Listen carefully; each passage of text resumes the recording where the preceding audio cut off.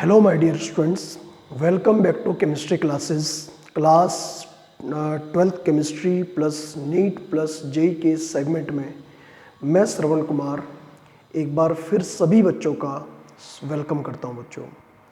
बच्चों जो हमारा लास्ट लेक्चर हुआ था वो हमारे ऑनलाइन लेक्चर सीरीज का लेक्चर नंबर 9 था और आज का ये जो लेक्चर है वो है लेक्चर नंबर 10। तो आज के इस लेक्चर में बच्चों मुझे कुछ इम्पोर्टेंट न्यूमेरिकल्स कराने हैं जो कि डेंसिटी फॉर्मूला बेस्ड है। आपके बोर्ड की बैकग्राउंड में एक फॉर्मूला लिखा होगा डेंसिटी का, ये पूरा सॉल्यूशन यहाँ तक, ये फाइनल फॉर्मूला है। आपको याद होगा कि लास्ट लेक्चर हमने यहीं पर कंप्लीट किया था, ठीक है। इसलिए मैं लेक्चर जानबूझकर वहीं से शुरू करता हूँ जहाँ पर हमने लास्ट लेक्चर कंप्लीट किया था। तो आपको रिमाइंड हो गया होगा कि हमने अपना जो लास्ट टॉपिक था लेक्चर हमने यहीं पर कंप्लीट किया था। और आज के इस लेक्चर में बच्चों मुझे शुरुआत करनी है कुछ इम्पोर्टेंट न्यूमेरिकल्स की जो कि NCERT के हैं। आपको समझाने हैं न्यूमेरिकल कि डेंसिटी वाले फॉर्मूले के ऊपर न्यूमेरिकल कैसे कैसे आते हैं एग्जाम्स में, ठीक है। सबसे पहले मैं आप लोगों के सामने 2-3 न्यूमेरिकल बहुत ही सिंपल कराऊंगा, बिल्कुल आसान से, जो बिल्कुल फॉर्मूला बेस्ड डायरेक्ट न्यूमेरिकल है, ठीक है। उसके बाद थोड़ी थोड़ी हम लोग वैल्यूज़ चेंज करेंगे और जो भी चेंजेस उसके अंदर होंगे मैं आपको बताऊंगा साथ साथ कि क्या इसके अंदर चेंजेस आए हैं और क्या इन्होंने इसके अंदर पूछा है। तो चलिए स्टूडेंट, करते हैं हम लोग आज का लेक्चर शुरू। तो आप सभी बच्चे, मैं उन सभी बच्चों से ये बोल रहा हूँ कि जब भी बच्चे ये वाला लेक्चर देखें, लेक्चर नंबर 10, तो आप लोगों के सामने NCERT की बुक होनी चाहिए, क्योंकि मैं क्वेश्चन यहाँ पर आपको लिखवाऊंगा नहीं, केवल क्वेश्चन केवल समझाऊंगा। तो इसलिए सभी स्टूडेंट के पास में अपनी अपनी NCERT की बुक होनी चाहिए बच्चों, ठीक है स्टूडेंट। तो चलिए हम लोग करते हैं शुरुआत एक न्यूमेरिकल से। सबसे पहले मैं आप लोगों के सामने जो न्यूमेरिकल डिस्कस करने जा रहा हूँ वो NCERT एक्सरसाइज का है। तो सभी बच्चे सॉलिड स्टेट चैप्टर नंबर 1 की एक्सरसाइज ओपन कर लेंगे, ठीक है। और मैं आपको यहाँ पर क्वेश्चन नंबर बताऊंगा, क्योंकि एक नंबर का तो एक ही क्वेश्चन होगा, मतलब उसी नंबर का 2 क्वेश्चन तो होंगे नहीं कि एक ही सिंबल के 2 क्वेश्चन होंगे, ऐसा तो नहीं हो सकता। तो इसलिए मैं यहाँ पर जो डिस्कस करने जा रहा हूँ वो है क्वेश्चन नंबर 1.11। मैं अभी बात कर रहा हूं NCERT एक्सरसाइज की, और इसमें एक्सरसाइज में क्वेश्चन नंबर 1.11 मतलब 11th क्वेश्चन की बात मैं करने जा रहा हूं। क्वेश्चन वैसे तो बहुत ही आसान है, बहुत आसान क्वेश्चन है, कुछ नहीं है इस क्वेश्चन के अंदर, फिर भी पढ़ देता हूं मैं एक बार क्वेश्चन को। क्वेश्चन जरा ध्यान से सुनेंगे आप लोग और सामने अपने बुक रख लेंगे, ठीक है, आपको पता लग जाए। क्वेश्चन में लिखा हुआ है silver crystallises in FCC lattice. जो सिल्वर है वो FCC लैटिस बना रहा है, पहली बात तो ये। मगर इससे जो भी इंफॉर्मेशन आपको मिलती है वो लिख दो बोर्ड पर। क्या मिलती है इससे इंफॉर्मेशन? अगर सिल्वर FCC बना रहा है तो इससे हमें ये पता लगता है कि यहाँ पर Z की वैल्यू कितनी है, 4 है। पहली इंफॉर्मेशन तो आपको मिल चुकी है। आगे लिखा है if edge length of the cell is 4.07 into 10⁻⁻8 centimetre. अगर उस क्रिस्टल की edge length A is equal to 4.07 into 10⁻⁻8 centimetre हो, ये दे रखा है इन्होंने इसमें, अगर इतना हो, एंड द डेंसिटी इज 10.5 ग्राम पर सेंटीमीटर क्यूब।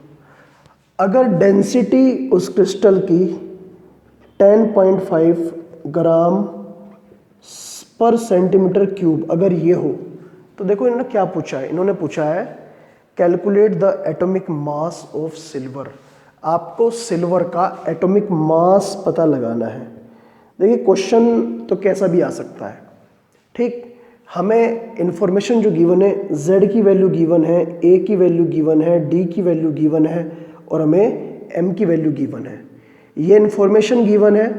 और इसके बेस पर हमारा फॉर्मूला है density D is equal to Z into M upon Na into A का क्यूब। ये हमारा फॉर्मूला है डेंसिटी का।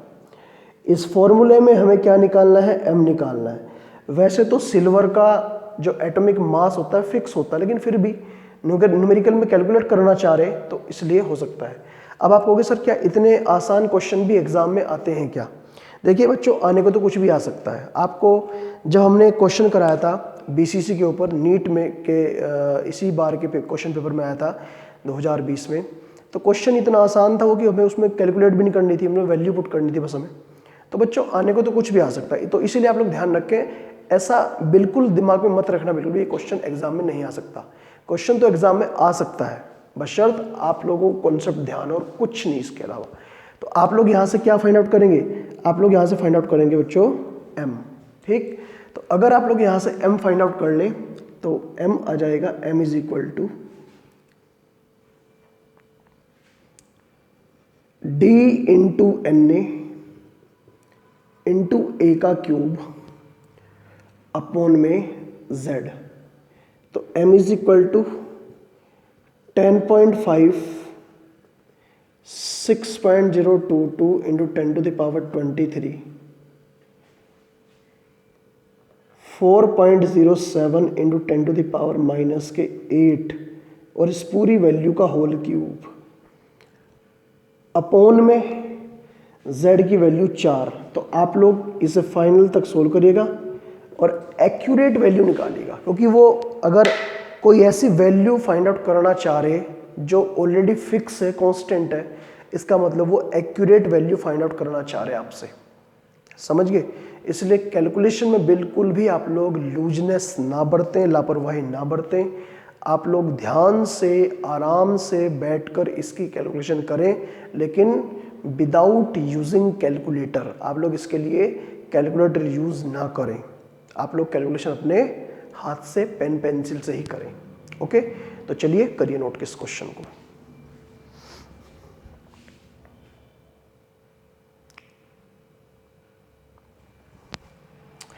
चलिए स्टूडेंट, हम लोग आते हैं क्वेश्चन नंबर 2 पर। डेंसिटी के बेस पर सेकंड क्वेश्चन है, और ये क्वेश्चन भी मैं करा रहा हूं आपको NCERT का ही क्वेश्चन है, ये भी एक्सरसाइज का।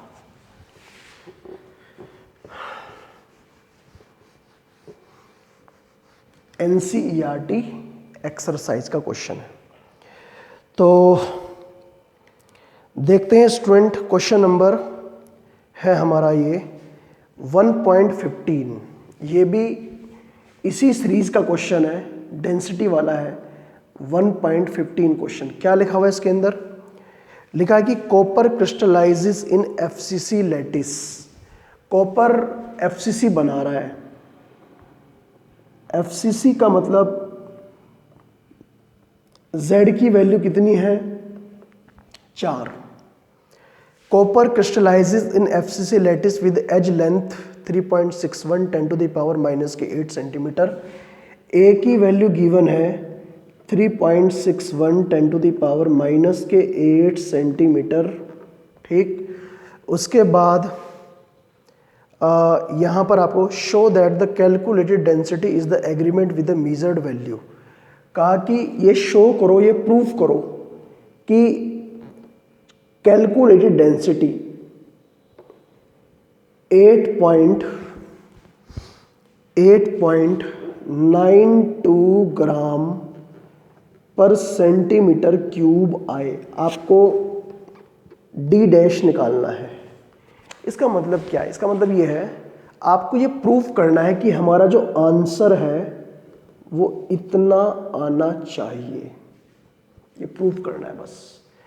कॉपर का मास होता है m इज इक्वल टू 63.5 इतने ग्राम पर मोल, ठीक है। ये तो हमारे पास वैल्यूज है। अवोगाद्रो नंबर की वैल्यू फिक्स होती है, कांस्टेंट वैल्यू है 6.022 इंटू 10 टू द पावर 23, ठीक है।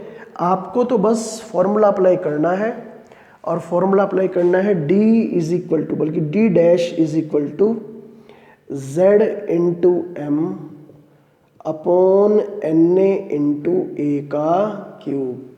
तो ये वैल्यू आपको यहाँ पर बच्चों पुट करनी है और यहाँ से D डैश फाइंड आउट कर लेना है, प्रूफ करना है। मतलब आपको ये बात, ये कहा कि शो करिए, प्रूफ करिए, शो करिए या फिर प्रूफ करिए कि जो कैलकुलेटेड डेंसिटी है वो मेजर्ड वैल्यू के इक्वल आ रही है, ये शो कर दीजिए। ठीक है, तो ये भी क्वेश्चन है, ये भी इस तरह क्वेश्चन भी आ सकता है। वैसे क्वेश्चन ये बहुत आसान थे। और अब जो मैं क्वेश्चन नंबर 3 आपको कराने जा रहा हूँ उसमें थोड़ा सा चेंज है, हल्का सा मॉडिफिकेशन है। वो डायरेक्ट नहीं है, वो इनडायरेक्ट क्वेश्चन है। ठीक है, तो चलिए उसे भी देखते हैं कि उसके अंदर क्या पूछा गया है। तो पहले आप लोग एक बार इसे चेक कर लीजिएगा, नोट कर लीजिएगा, ठीक है, और कैलकुलेट कर लीजिएगा, प्रूफ कर लीजिएगा। ठीक है,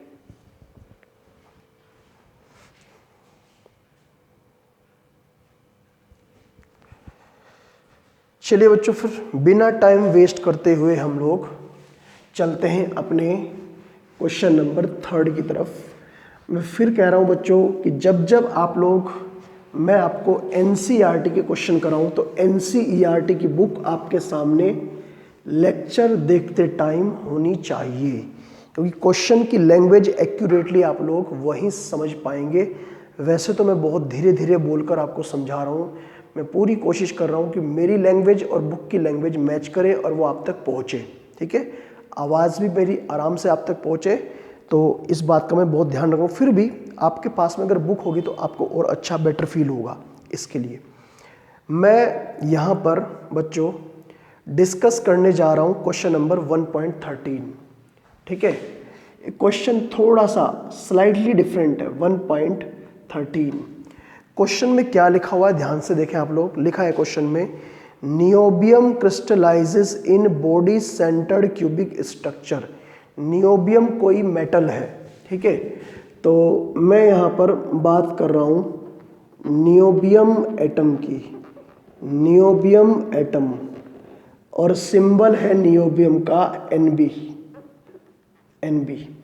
तो इस मेटल का यहाँ पर एटॉमिक मास भी दे रखा है बच्चों, एटॉमिक मास दे रखा है 93, इतना। दूसरी बात, इन्होंने कहा कि ये BCC बना रहा है, जिसके लिए Z की वैल्यू कितनी होती है, 2 होती है। इन्होंने कहा क्वेश्चन में कि वो BCC बना रहा है, BCC स्ट्रक्चर बना रहा है।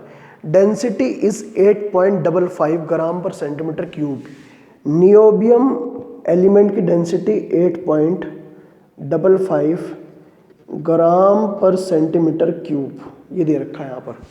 ठीक, उसके बाद क्या कहा इन्होंने ये कहा इस क्वेश्चन में, calculate the atomic radius of niobium atom.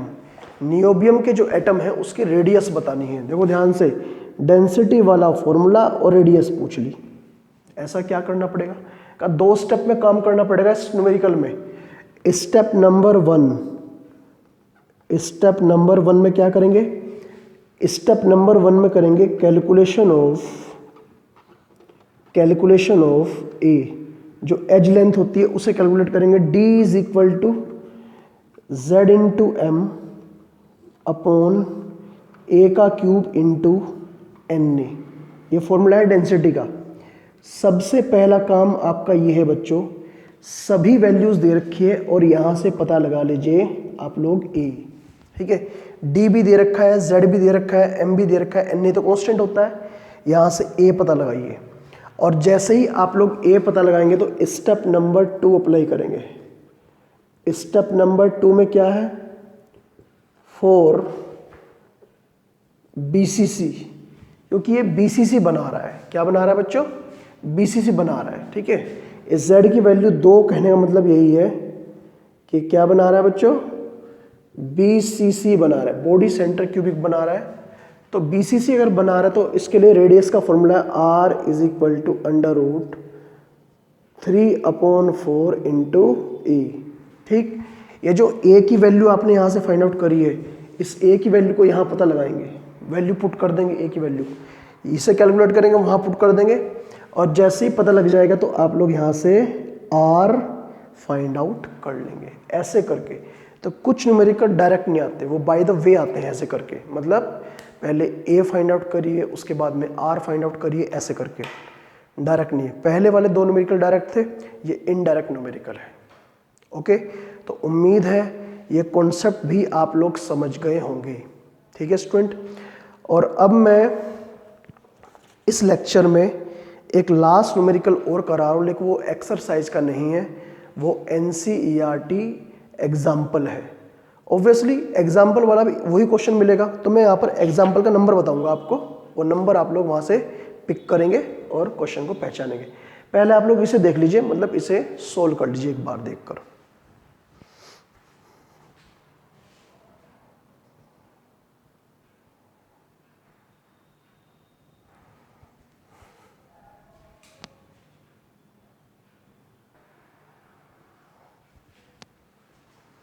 तो चलिए स्टूडेंट, हम लोग अब एक लास्ट न्यूमेरिकल है हमारा इस पोर्शन का, उसे डिस्कस कर लेते हैं, और उसके बाद में ये डेंसिटी वाला टॉपिक है इसे करते हैं कंप्लीट। फिर आप लोग इसके न्यूमेरिकल प्रैक्टिस करते रहिएगा, जो डाउट्स होंगे उन्हें पूछते रहिएगा। एक न्यूमेरिकल मैं आपके सामने यहाँ पर बच्चों डिस्कस कर रहा हूँ, और न्यूमेरिकल दे रखा है आपका NCERT एक्सरसाइज में।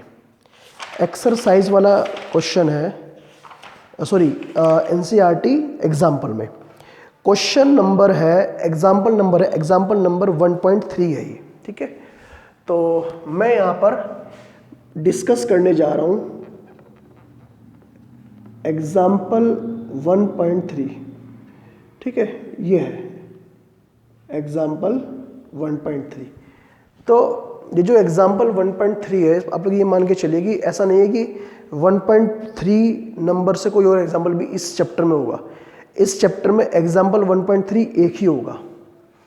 3 तरह के क्वेश्चन होते हैं NCERT में, एक एग्जाम्पल, एक इंटेक्स्ट। इंटेक्स्ट वो होते हैं जो चैप्टर के बीच बीच में देते हैं, वो क्वेश्चंस होते हैं, एग्जाम्पल नहीं होते। और एक होते हैं NCERT एक्सरसाइज। तो ये 3 तरह क्वेश्चंस बस यूनिक होते हैं, ऐसा नहीं कि एक ही नंबर से 2 क्वेश्चन भी मिल जाएंगे आपको, ऐसा नहीं होगा। ये बात आप लोग हमेशा ध्यान रखें किसी भी चैप्टर के लिए। तो मैं अगर एग्जाम्पल नंबर 1.3 रीड करता तो उसके लिए आपके सामने बुक होनी चाहिए। तो मैं यहाँ पर रीड कर रहा हूँ, आप लोग अपनी बुक ओपन कर लीजिएगा। क्वेश्चन में क्या लिखा हुआ है, an element has a body centre cubic structure. पहला पॉइंट तो ये है, एक एलिमेंट है, कोई एलिमेंट है, पता नहीं कौन सा एलिमेंट है, एक एलिमेंट है और वो एलिमेंट बना रहा है forms BCC, body centre cubic. कहने का मतलब उसके लिए z की वैल्यू कितनी है बच्चों, 2 है। पहला पॉइंट तो ये कह दिया। आगे लिखा है with edge length of 288 picometre. Edge length जो दे रखी है ए की वैल्यू वो 288 पिकोमीटर। अच्छा ध्यान रहे, क्योंकि डेंसिटी जो यहाँ पर दे रखी है इस न्यूमेरिकल में वो ग्राम पर सेंटीमीटर क्यूब में दे रखी है, तो हमें सेंटीमीटर में कन्वर्ट करना है पिकोमीटर को। रही बात आपको याद नहीं हो कन्वर्जन कैसे करें, तो अभी मैं इस न्यूमेरिकल को कंप्लीट करता हूँ और कन्वर्जन आपको बताता हूँ कैसे करते हैं कन्वर्जन। हम लोग इसमें 288 into 10 to the power -10 centimetre में मैंने सीधे कन्वर्ट कर लिया से, पिकोमीटर को सेंटीमीटर में कन्वर्ट करने के लिए 10 टू द पावर -10 से मल्टीप्लाई करते हैं। आगे लिखा है the density of the element is 7.2 ग्राम पर सेंटीमीटर क्यूब। जो डेंसिटी है उस एलिमेंट की 7.2 ग्राम पर सेंटीमीटर क्यूब। ठीक है, डी ये दे रखा है। क्या लिखा है, how many atoms are present in 208 gram of this element. ये कहा है इस क्वेश्चन में कि बताइए W is equal to 208 gram का एक टुकड़ा है ऑफ द एलिमेंट, इस एलिमेंट का। जैसे मान लीजिए एलिमेंट आयरन है, तो आयरन का 208 ग्राम का टुकड़ा, तो उसके अंदर टोटल कितने एटम्स होंगे ये बताना है। नंबर ऑफ एटम्स बताने हैं आपको, कितने एटम्स होंगे।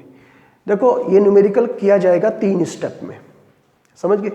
जो डेटा हमें यहाँ पर गिवन है उसके बेस पर ऐसा लग रहा है 3 स्टेप में होगा। अब आप कहोगे सर हमें कैसे पता लगा कितने स्टेप में न्यूमेरिकल हो रहा है ये। देखो experience is a good master. और एक्सपीरियंस का मतलब मैं आपको ये नहीं कहना चाह रहा कि आप लोग इसमें 5 साल लगाइए एक्सपीरियंस करने में इस चीज़ को। एक्सपीरियंस इन द सेंस मेरा कहने का मतलब ये होता है कि जैसे जैसे आप लोग न्यूमेरिकल प्रैक्टिस करेंगे तो उस न्यूमेरिकल को 1 बार करेंगे, 2 बार करेंगे, 3 बार करेंगे तो आपको खुद ब खुद अपने आप ही चीज़ें खुद ब खुद समझ में आनी शुरू हो जाएंगी। अगर आप लोग एक टॉपिक के ऊपर 5-7 न्यूमेरिकल कर लेना तो कोई ऐसा न्यूमेरिकल नहीं होगा कि आप लोग उसे छोड़ दें, चाहे तो वो नीट का हो, चाहे वो जेई का हो और चाहे वो बोर्ड एग्जाम का ही क्यों ना हो। कोई ऐसा न्यूमेरिकल नहीं होगा, बशर्त आप लोग उसे एक बार बैठ के करिए तो सोल्व। तो 1-2 बार तो करने ही पड़ेंगे, ठीक है। कोई भी काम हो, कोई भी चीज़ हो, अगर हमें उसे सीखना है तो सीखने के लिए 1-2 बार उसे अपने हाथ से करके देखना पड़ता है कि वो कैसे हो रहा है। समझ गए आप लोग बात को? तो वही काम है यहाँ पर भी। तो मैं कह रहा हूँ कि मैं सबसे पहले स्टेप नंबर 3 पर आ रहा हूँ, लास्ट स्टेप पर। Number of atom n। अगर मुझे निकालना number of atom, number of particle अगर निकालने तो क्या करते हैं हम लोग उसके लिए?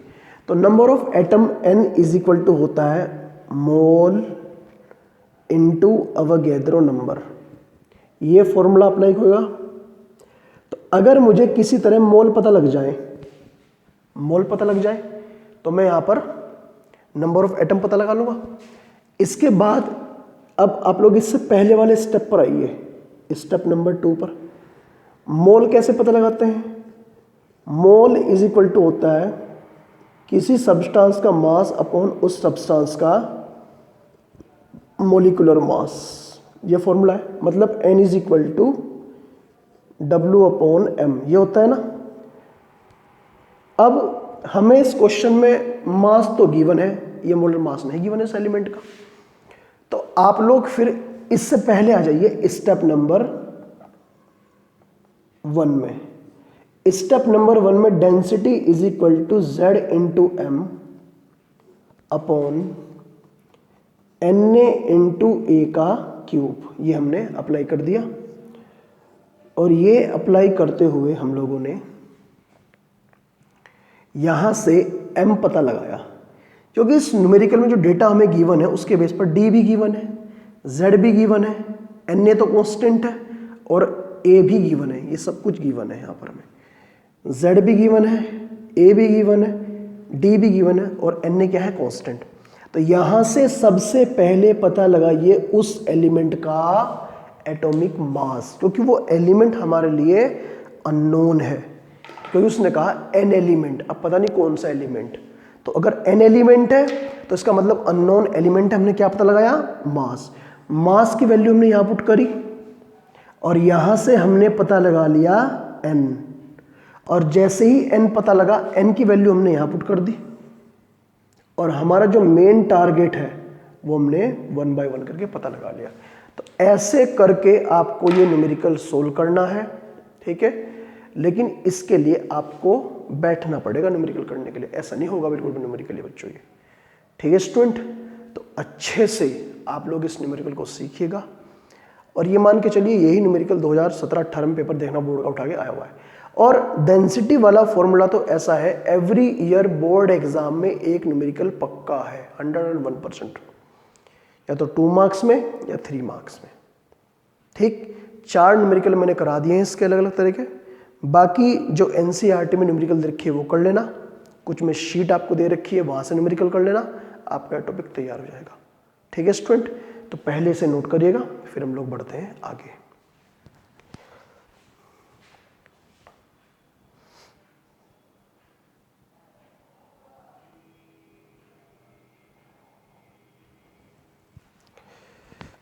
तो चलिए स्टूडेंट, ये तो हो चुका है कंप्लीट। अब मैं आपको छोटी सी एक टेबल आपके सामने यहाँ पर बना रहा हूँ जो कन्वर्जन में आपके काम आएगी, और फिर हम लोग अपने इस लेक्चर को आज कंप्लीट करते हैं, ठीक है स्टूडेंट। और फिर हम लोग नए लेक्चर में अपनी बात को और इस चैप्टर को पूरा करेंगे। देखिए कुछ कन्वर्जेंस आपके काम आएंगे। कन्वर्जेंस जैसे 1 picometre is equal to 10 to the power minus के 12 मीटर और equal to 10 to the power minus के 10 सेंटीमीटर मीटर और सेंटीमीटर दो का फर्क होता है, कम कर दीजिएगा।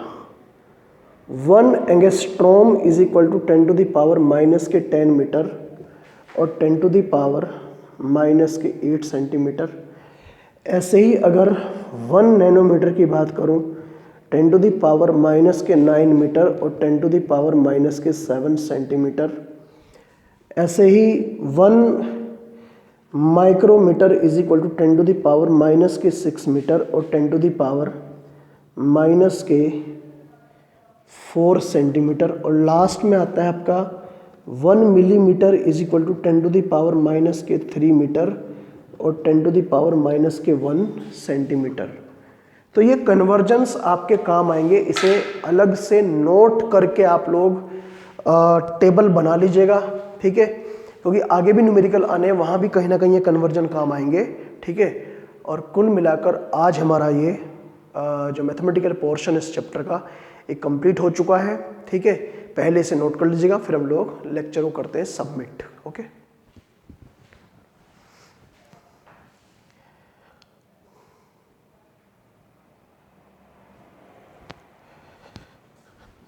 तो बच्चों, जैसा कि आप लोग जानते हो कि हमारा जो मैथमेटिकल पोर्शन इस चैप्टर का वो कंप्लीट हो चुका है। आज के इस लेक्चर को यहीं पर हम लोग सबमिट करते हैं। अब ये मान के चलिए मैक्सिमम मैं आप लोगों को जो लेक्चर दूंगा, जो मुझे और लेक्चर रिकॉर्ड करने हैं इस चैप्टर के लिए, वो थ्योरेटिकल टॉपिक है। और उसके अंदर 3 मेन टॉपिक्स आते हैं, जिनमें से एक टॉपिक का तो नाम आता है आप लोगों का डिफेक्ट इन क्रिस्टल। तो लगभग 2 लेक्चर तो वहाँ पर लगेंगे, हम लोग उसे जल्दी कंप्लीट कर देंगे। एक लेक्चर लगेगा types of solids based on conductivity, conductor, non conductor और सेमी कंडक्टर। और एक टॉपिक जो आपका बचता है वो है आपका types of solid based on magnetic properties. तो कुल मिलाकर हमारा थ्योरेटिकल टॉपिक बचता है, हमारा सिलेबस पूरा हो जाएगा, चैप्टर पूरा हो जाएगा। समझ गए? चैप्टर जैसे ही पूरा हो जाएगा, फिर मैंने बच्चों के ग्रुप में मैसेज डाल दिया है कि आप सभी बच्चे NCERT केवल एक्सरसाइज, नोट इन टेक्स्ट और एग्जाम्पल, वो नहीं, केवल NCERT एक्सरसाइज के सारे क्वेश्चंस, लगभग 24 से लेकर 26 क्वेश्चन है, सारे क्वेश्चंस की आप लोग एक असाइनमेंट तैयार करेंगे, अपने आप सोल्व करेंगे बिना कहीं हेल्प लिए। अगर फिर भी आपके डाउट रहते तो मुझे बताएंगे और फिर मैं उसे आगे अपना बढ़ाऊंगा, ठीक है स्टूडेंट। तो वो तैयार करेंगे। तो आज के लेक्चर को तो यहीं पर कंप्लीट करते हैं और मिलते हैं हम लोग नेक्स्ट लेक्चर में। Thank you and all the very best.